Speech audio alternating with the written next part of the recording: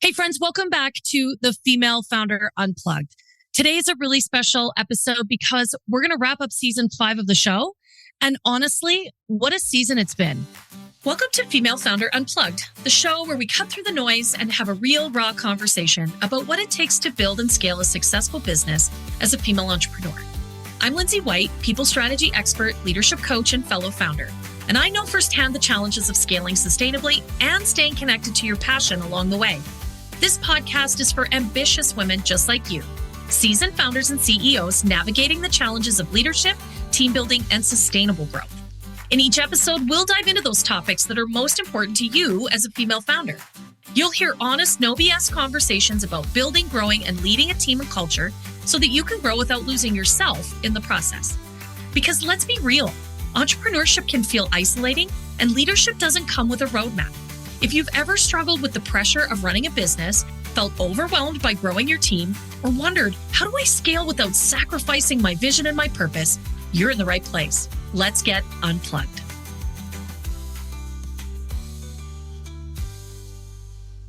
It's really felt deeper somehow. The conversations have been more honest, more vulnerable, more strategic, more human. We've talked about leadership, scaling, hiring, burnout, confidence, visibility, people strategy, culture, hard conversations, identity shifts, and what it's actually looked like to grow a business without completely losing yourself in the process. And one of the things I love most about this podcast is that every conversation teaches me something too. There were moments this season where guests said something and I literally was stopped in my tracks and thought, oh, there it is. That's what we needed to hear. That's the thing that founders were waiting for. And the truth, perhaps, that we were all trying to avoid. And the lessons that are really changing how we lead. So today, I want to wrap up the season by sharing some of the biggest takeaways, the best lessons and stories, and the themes that kept showing up again and again throughout the season. And if you've listened all year long, thank you. I appreciate you being here. And if you're new here, this episode is kind of like the greatest hits, except without the leather pants and the questionable 80s hair. So are you ready? Let's get to it. All right. So I've got about 7 lessons that I pulled out of this season that I thought were the most impactful. And I'm going to run through them one at a time. And what I'd love you to do when you finish listening is let me know which one stuck out for you. Send me a DM, send me an email, hit me up in LinkedIn or Instagram. Would love to hear your thoughts. So let's start with lesson 1. And that to me was that the hardest part of scaling isn't the strategy. It's your identity. And this is a big theme that came up over and over in this season. This idea that scaling a business is not just operational, it's deeply emotional. And honestly, I think that catches a lot of founders off guard. It's caught me off guard too, because most people, when they think about scaling, they think about systems and revenue and marketing and hiring and operations. But what actually starts breaking first is identity. The version of you that built the business can't be the exact same version of you that scales it. They're not compatible. And that's deeply uncomfortable because, very suddenly in your business, you lose control of things. People need access to decisions. You have to start to trust others. They have to take accountability. Your role shifts and your leadership needs to change. And of course, your visibility changes too. And a lot of women, especially, we've been conditioned to believe that we need to earn leadership instead of embody it. So we overwork and we overfunction and we overexplain and we overdeliver. And meanwhile, we're exhausted and quietly becoming the bottleneck inside our own business. And I say this because I think it's important. You cannot build $1 million business while operating like a terrified middle manager inside of your own company. The two things don't go together. They are incongruent. At some point, as the founder, you have to evolve. And honestly, that evolution is really messy sometimes. All right, let's move on to lesson 2. Sorry, and I hit you with the hard stuff right from the beginning today. Lesson number 2, hiring faster does not fix broken leadership. We've talked about hiring a lot because this is so crucial. Every person we add to our growing business makes a huge difference.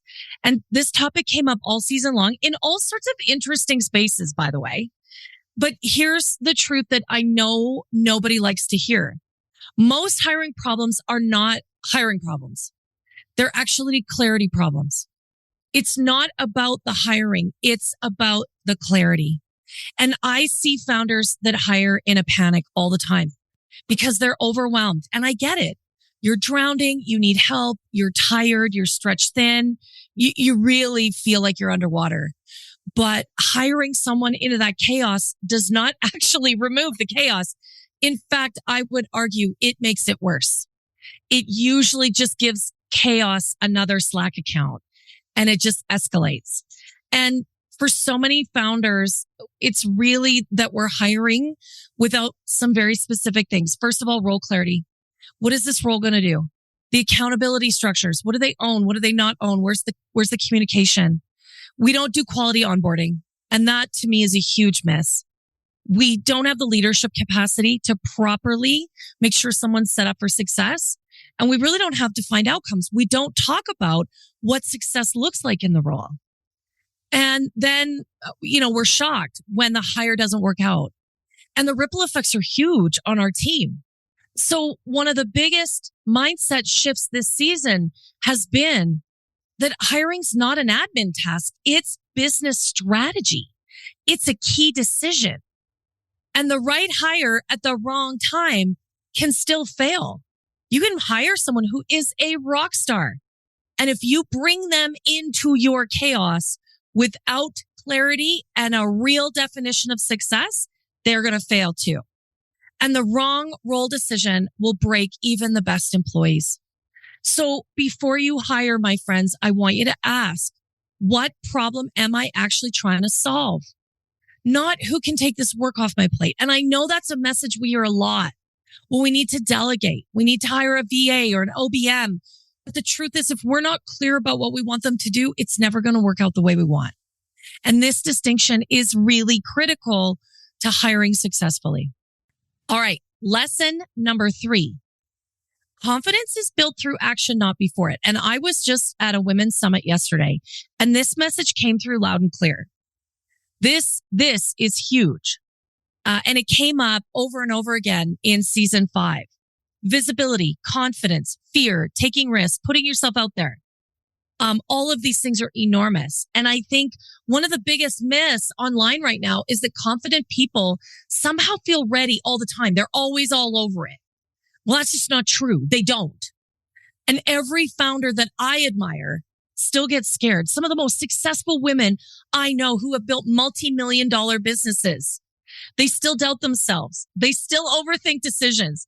They still wonder if they're good enough. The difference is they take the risk and move anyways.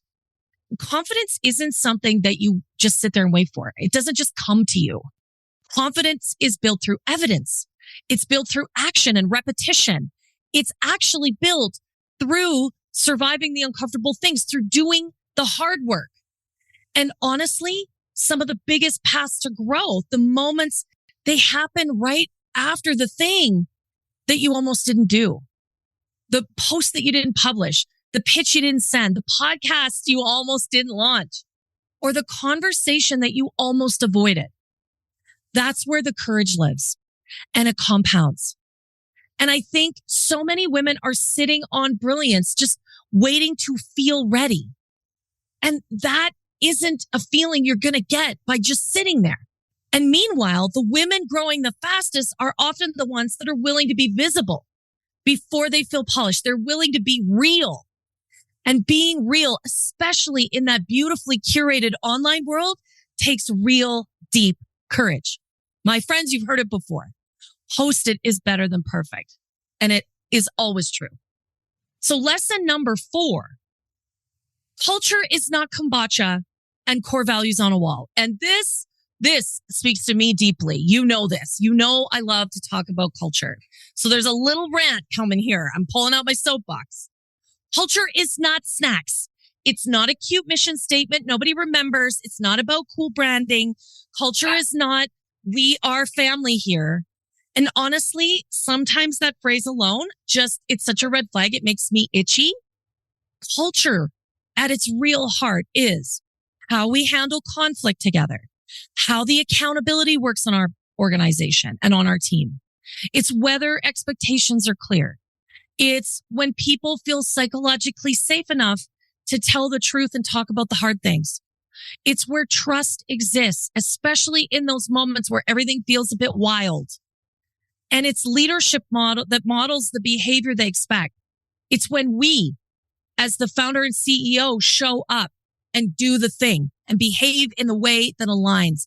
That's culture. Culture is how we do our work together.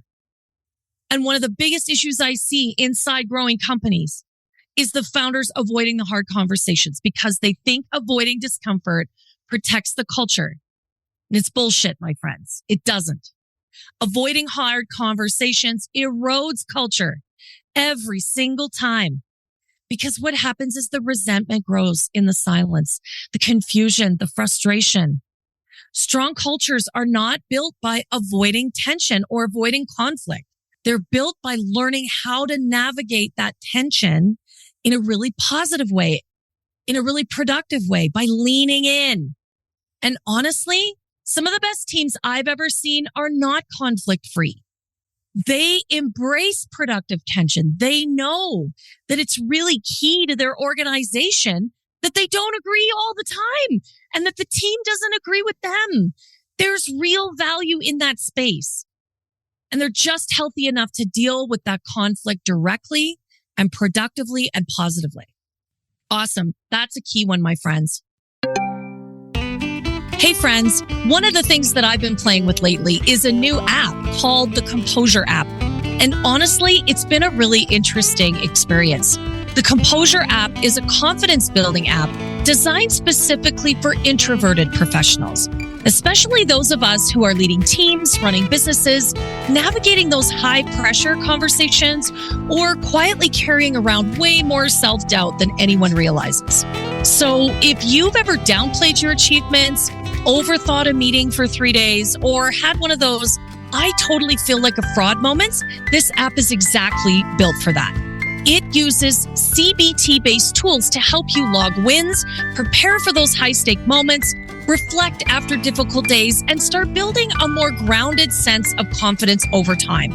All inside a beautifully designed private app experience. And what I really like is that there's a free tier, so you can try it out without any pressure. And if you want full access to the full experience, their pro plan starts at just $12.99 a month. You can find the Composure app in the App Store today. It just launched, so go check it out. Let's carry on to lesson 5. Leadership becomes exhausting when you're trying to be everything to everyone, when you're being the chief everything officer. And I will tell you, full disclosure, this one hit me personally because I'm in this space as well. I'm right here with you.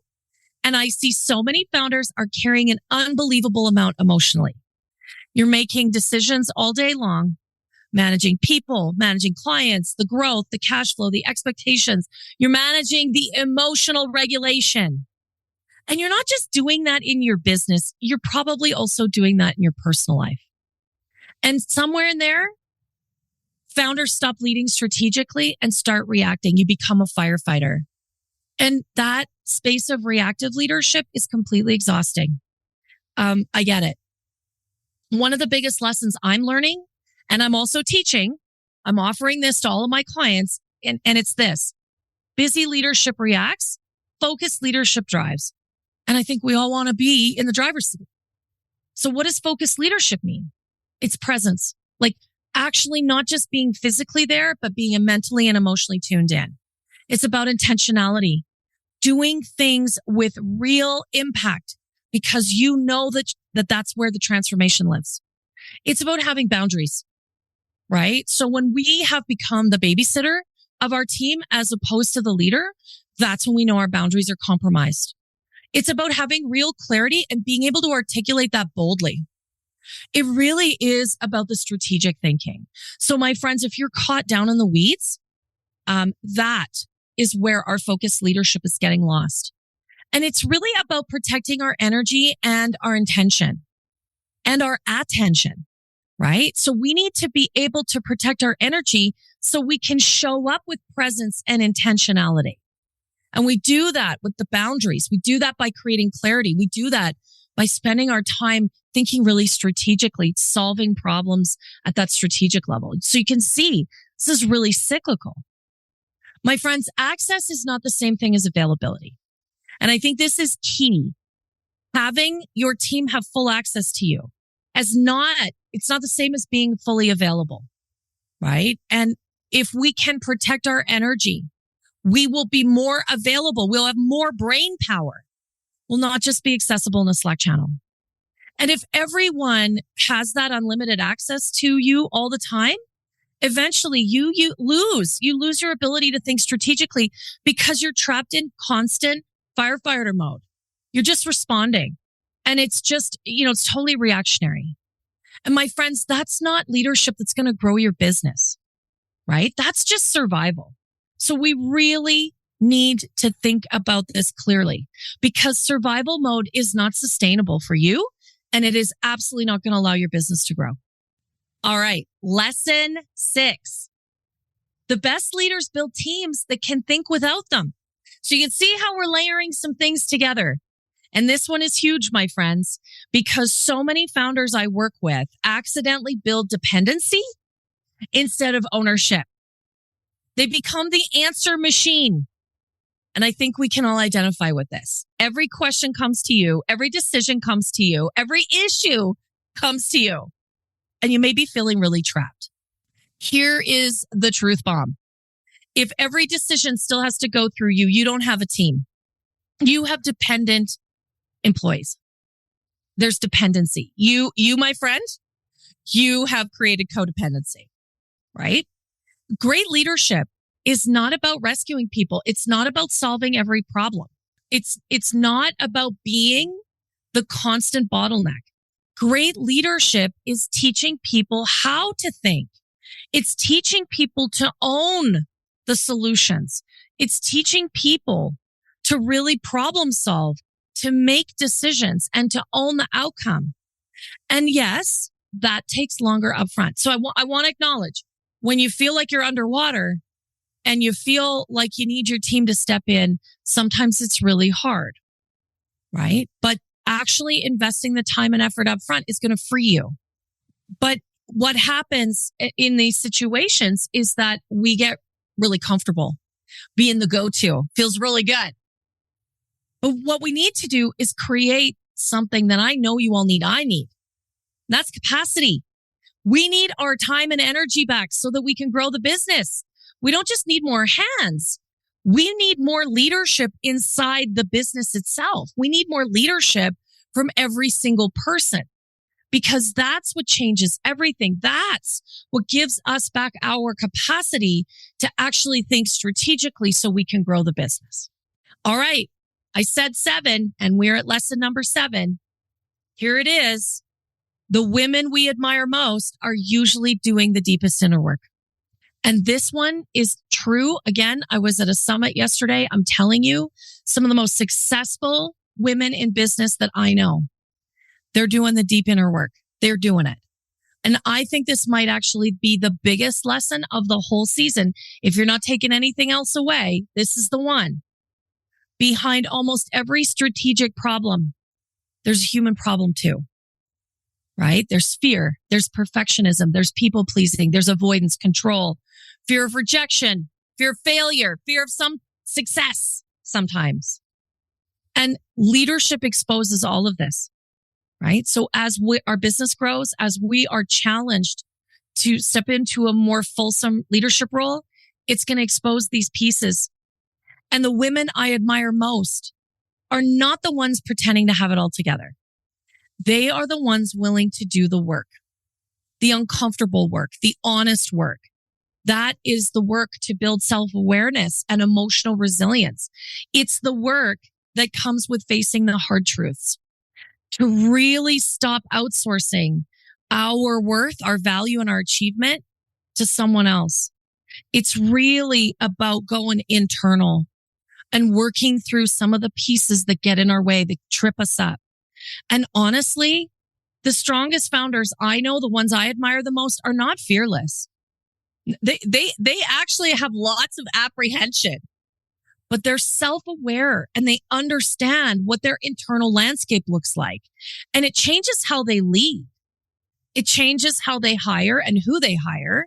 It definitely changes how they communicate and what they say and when they say it. It changes how they are growing and evolving.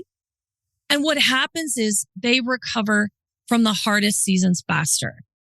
They are more resilient. And I think that's what we all need. We need to do the work. We need to understand what is happening. Get under the hood so that we can be that resilient leader that we all want to be. All right, my friends, that's the 7 biggest lessons from this season. And again, I want to say thank you. Thank you for listening to the show. Thank you for sharing the show. Thank you for sending the messages. I absolutely love to hear from you. And please, if you haven't already, hit that follow or subscribe button wherever you're listening, because I have something really exciting to share. The podcast is entering a whole new era. And starting on June 11th, Female Founder Unplugged is evolving into the business of people. I know, I'm so excited. And honestly, this next chapter feels like the most important work I've done yet. Because here's what I know after years of coaching founders and work inside growing businesses. Building a business is not one skill set. Leading people inside that business, that is an entirely different game, my friends, especially as it grows. And so many founders are quietly sitting there wondering, am I actually doing this right? And they're carrying all of this weight about culture and leadership and performance and hiring while trying to grow a business, because nobody really teaches founders how to lead people well. That's exactly why the show, it's going to change. That's what we're here to do. So I want you to get ready for the business of people. This is the podcast where we have really incredible conversations about leadership, people strategies that scale, workplace culture, and what it actually takes to build a high-performing business through people. And trust me when I say this, the conversations are getting even deeper. We're getting more strategic. We're going to be more honest and practical. And really, this is more necessary than ever. We're going to talk about the stuff that most founders are thinking about at 2 a.m., but rarely saying out loud. And so starting June 11th, new episodes are going to drop every Thursday. So again, right now, hit that subscribe button or the follow button wherever you listen so you don't miss the 11th, but also you don't miss a single episode. And honestly, share this with your founder friends too, because every female founder building a team needs these conversations. Every single one of us. So stay tuned, my friends. The Business of People launches on June 11th. And I truly believe this next chapter is going to be something so incredible. I am so pumped. So thanks for being here. Thanks for growing with me. And I'll see you in the new era of the show. Thanks for tuning into this episode of Female Founder Unplugged. If today's conversation resonated with you, I'd love to hear your thoughts. Connect with me on Instagram at High Volt Leadership and send me your questions or let me know your biggest takeaway. Looking for more strategies on scaling your business, building a powerhouse team, or leading with confidence? Head over to highvoltageleadership.ca or follow me on LinkedIn for exclusive content, resources, and special offers just for listeners. Until next time, keep leading, keep learning, and remember, the real magic happens when you're unplugged. This podcast is produced, mixed, and edited by Cardinal Studio. For more information about how to start your own podcast, please visit www.cardinalstudio.co or email Mike at mike@cardinalstudio.co. You can also find the details in the show notes.